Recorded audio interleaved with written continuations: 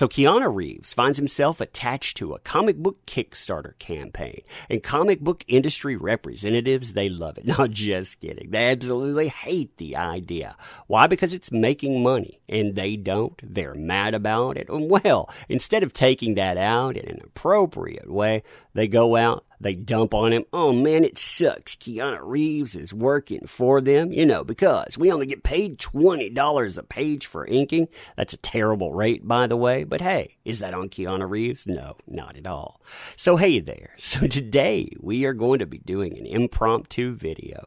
That means we're going to have a lot of insight packed into it, just not a lot of editing. Still going to have some fun here. So when we're talking about this campaign, by the way, we're talking about BRZRKR from Keanu Reeves, Matt Kent, Ron Garvey. And you look at the amount of money coming in, and it's still coming in. And that's in its first day. That's right, $300,000 in its first day. Now, there could be a couple of things that people would have legit concerns about, too. Like if they don't read this correctly or they don't understand what they're paying for, I could understand how there could be complaints. But the thing that the comic book industry people are complaining about, no way. Like, for example, people might not understand the fact that they're not getting an exclusive here. They're paying for the trade paperbacks. That means they're collecting volumes. So the individual issues, they will be put out there, and you, around the first issue in September 2021, you'll have that arrive. April 2022, you can get your second volume. In September 2022, volume 3 will arrive. So you're talking about a long timeline. And again, these will be published as separate items. So if people were saying, oh, that's a little sketchy there, not really mapped out as well in this, I can understand that, but that's not what they're talking about. Also, if you're going to back it, make sure you check those costs for shipping, because you're going to get some pretty high shipping costs. And well, it's going to cost a lot anyway. You're talking about mailing entire hardback volumes. So, it's going to have a big cost associated. Again, though, that's not what they're complaining about. What they're complaining about, well, let's just look at this article here. So, Keanu Reeves is collaborating on a graphic novel called BRZRKR, telling an action-adventure story about an immortal warrior. So far, so good. Co-created by a team of comic book industry professionals, the book will be published by Boom Studio. Now, there's your problem that people are going to complain about. Boom Studio, which is co-owned by Disney. Yeah, that's right. This is a Disney subsidiary here. Somebody that has a Netflix deal. They think, oh, this shouldn't go out. They shouldn't be able to utilize Kickstarter. That should only be for indie professionals. Why? Not really sure. But that's the way it should go. Really, though, these people, they should have been propping up the comic book industry. They should have been making that work. But hey, run it into the ground. Let all of these weirdos do that. And then, let's complain. So continuing, it's also being sold through Kickstarter. An idea that has earned some pushback from others in the industry. Why is a mainstream publisher crowdfunding such a big project with a wealthy celebrity attached? It's an especially contentious issue when you know the publisher's reputation for underpaying less famous creators. And they do. They have a very, very bad reputation about paying people absolutely nothing. When you get down to entire page deals, you're talking about sometimes $50, maybe even less, to put together a page. So, that's crazy. That's crazy low. So, Boom Studios is the publisher behind hits like Lumberjanes, the Giant Days, along with numerous licensed tie-ins, for things like Steven Universe and Disney cartoons. They put out quite a few books I avoid normally. One book that I really liked from them back when was Irredeemable, about a superhero going mad, but unfortunately, Mark Waid's attached to it. And well, if you don't know about all of that crazy, that's a chapter for another day. It's also part owned by Disney, Like I was saying there, Disney has part ownership, so that can be a contentious thing. It has a TV deal with Netflix. That ticked off a lot of people too, because they find themselves not having control over their books. On paper, that doesn't sound like the type of indie outfit that usually relies on Kickstarter or crowdfunding, but it makes more sense when you understand how Boom Studios is using Kickstarter. And let's be fair, it's an outlet that anyone can use, so who really cares? If you have a problem with them. If you don't like that, then don't fund that. But I do understand what the fear is that it will overshadow the smaller creators out there. They're afraid that that'll happen and that they won't put it through the comic book shops. They'll actually just end up circumventing things. And, well, that could cause problems for the industry. But then again, people like Christopher Sabella here that are quoted, they've told people like myself that, hey, don't like it, don't buy it, you're not welcome around the industry. So, yeah, why should they complain about money now? So the Berserk campaign, which has already raised more than, well, we saw it, it's right out to $300,000 now, allows Boom to sell a wide range of limited edition and extra merchandise, including $1,000 box sets. $1,000 box sets are just the beginning, too. If you scroll down through what they're actually offering, they have quite a few things offered. Some of them have some big price tags, but you can pick up, the books for about $75, which isn't bad. You're talking $25 a hit for those trade paperbacks. But yeah, when you start getting into the tiers here, it can get confusing, first of all. But if you look at the tiers, man, you're talking about $2,500 for the highest one. Rich blood, rich indeed. I put a $100 one out there, but then again, I don't have a Keanu Reeves.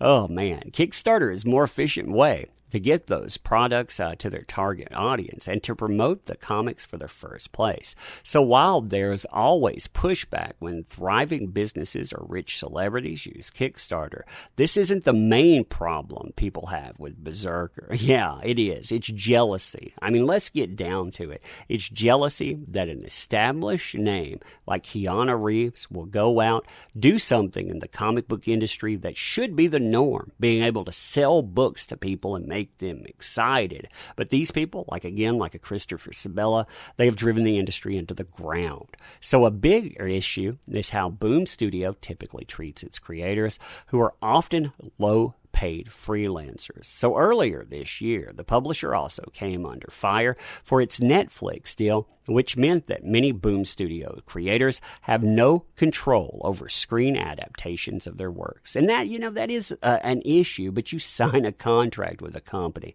If you want to go out, you want to create something on your own, don't go with these people. Go out and do your own thing. I don't want anybody having part of my comic book. We have one, by the way. Check us out. There's a link in the description. And we don't get articles like this unless, they're calling us istophobes or N to the A to the Z to the I's. But yeah. Now, one of the things they were talking about, underpayment. This is an issue within comic books. If you look at this is talking about right now. Well, with Boom doing a blank Kickstarter, like they're not a massive company with huge pre-existing followings and Netflix deals, it's a great time to remind everyone I was paid $20 US per inked page during my run on Giant Days. 20. To say this, you signed on for that. That is a sucky rate, but you took that. I would not take $20 a page for my work. I'm so furious. 4 years I spent doing everything you could imagine under the sun comic-wise for that company, making raisins, and now they don't even want to pay for their own publications. The calculation, I'm disgusted.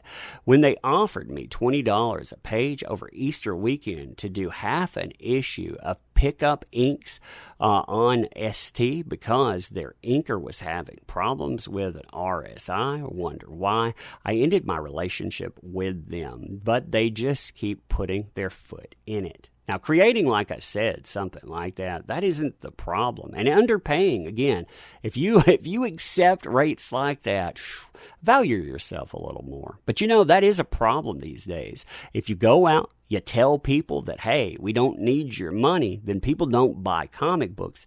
Don't be surprised when you cannot get paid for it. So you see Christopher Sabella here. Again, somebody that puts out their own projects, somebody that is a terrible person in the comic book industry, somebody that has told people like myself they are not welcome. They want to complain about money.